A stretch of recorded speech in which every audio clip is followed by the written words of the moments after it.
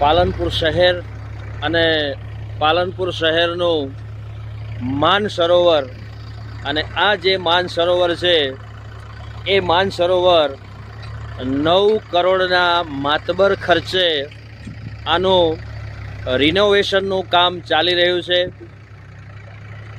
આ સરોવરની અંદર ચોમાસાનું પાણી અને પાલનપુરની જે ગટર લાઈન છે એ ગટર લાઈનનો પાણી આવવાના કારણે અહીં જળકુંભીનું પ્રમાણ વધુમાં છે।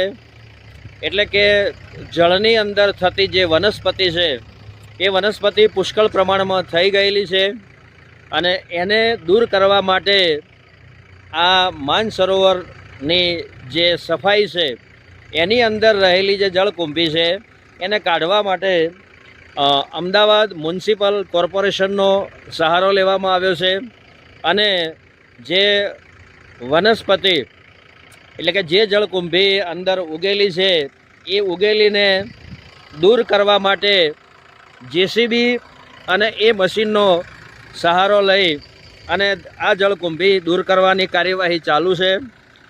9 કરોડ રૂપિયા જેટલી માતબર રકમ અહીં ખર્ચાઈ ચૂકી છે અને એના પછી પણ આ કામ ચાલુ છે।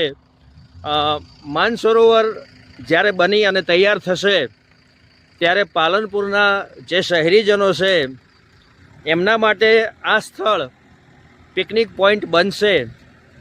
પરંતુ જો અહીંથી આજુબાજુથી એટલે કે પાલનપુરની જે ગટર લાઈન છે એ ગટર લાઈનનું પાણી બંધ થાય તો જ આ શક્ય બનશે।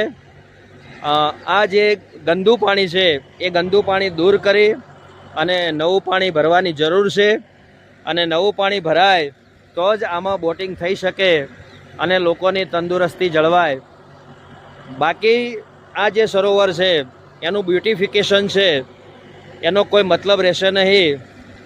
પાલનપુરમાં જ્યારે નવાબોનું શાસન હતું અને એ વખતે પાલનપુરના જે નવાબ છે કમાલ ખાનના પુત્ર જે મલેક ખાન મુજાહિદ ખાન એમણે 1628ની અંદર જે એમની રાણી હતા માનબાઈ અને એ માનબાઈની યાદમાં આ સરોવર બનાવ્યું હતું અને લડબી નદી છે એ લડબી નદીના પાણીથી આ સરોવરને ભરવામાં આવતું હતું।